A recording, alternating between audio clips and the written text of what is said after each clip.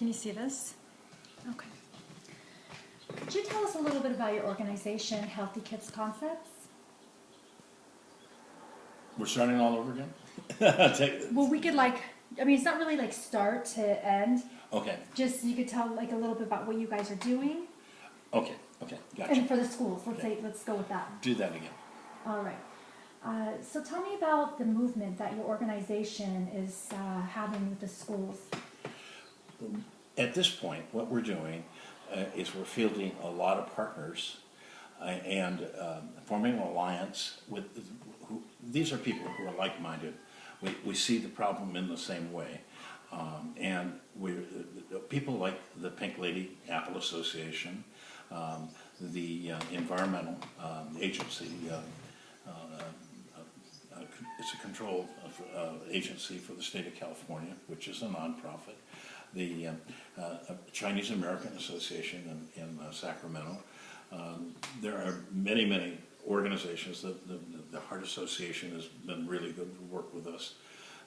And we're trying to leverage our position with their help. By doing this, we can get more recognition, more press, and call more attention to what the problem is and the simplicity behind some of the solutions. The simplicity is just to change some eating habits, get people busy, exercising, taking an extra few steps every day. All of the things that we hear about and talk about. But we can make it easy if we work with our kids first. And if we have a conscious effort to help our kids start a better lifestyle, healthier, eat better, then the whole family benefits. So it's a win-win situation, no matter whether you're talking about older people, teenagers, just regular people that go to work every day and come back and are tired. If they start by saying, look, we're going to help our kids learn to eat better, and we're going to have fun in the process of doing that. We might cook together. What an idea. And how about teaching the kids some basics? We can do this if we start first in the schools, and then in organizations like health clubs that watch kids. We've talked to several governments. The Canadian government already has a program where when we complete ours and submit it, parents will get a $500 tax credit for enrolling their kids. Now, they estimate that that'll save them $90 billion. What a good deal for the Canadian citizens. Wow. I think we can do some things similar to that. I know government wants more money, but we need to give more money, incentives, just like we would to anything else. If we want them to drive a more energy efficient car, we give them incentives. Why don't we do that with our health, which is the largest single expense we have in this country right now, short of the armed forces? It just seems too easy. Do you feel that it's harder to convince the parents or to convince the kids? Parents. Parents. Once the kids are the perfect salesperson. They never know when to say no. They just keep going. If they want something, they're going to ask over and over and over and over again. We can give options that make it easier for both parents and kids. An example, a friend of mine makes a fruit bar. And we know that instead of handing out sliced apples, which the kids aren't eating at McDonald's, how about that apple fruit bar? They're going to get the same apple, but it's easier. It's delicious. The kids love it. What a better way. Find what the kids like and give it to them, provided that it meets your standards. And then steer the kids in a direction. If they like this, they'll acquire a taste for that. And it keeps growing that way. Don't give them choices. This is not a fast order type of situation at home. You cook a meal, that should be the family's meal. We're trying to make it tasty and delightful for all the kids. And maybe we can cook it around the concept of the 5 colors that we teach, where today is red day, and what are the foods we're going to eat today. Tomorrow is green day. Are we going to do a green smoothie? What are we going to do, and what should we put in it? Does an avocado go good in your smoothie? Kids probably don't think so, but try it.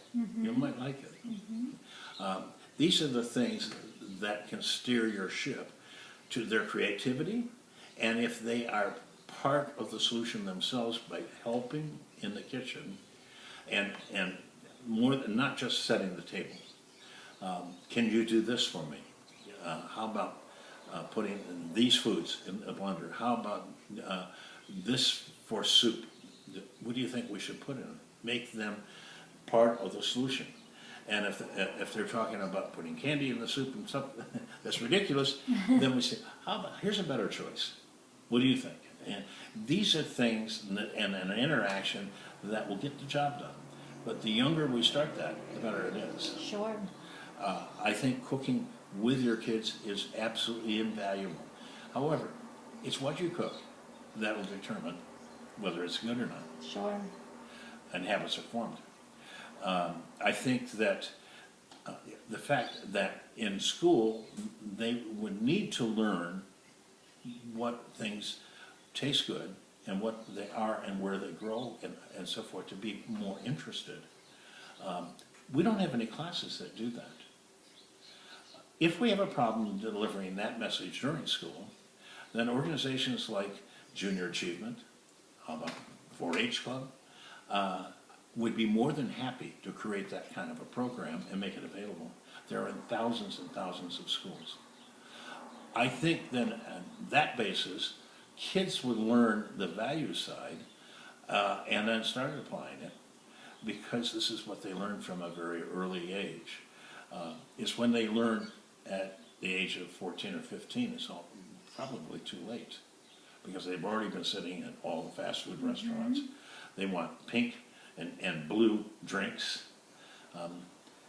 Certainly we can eliminate a lot of things.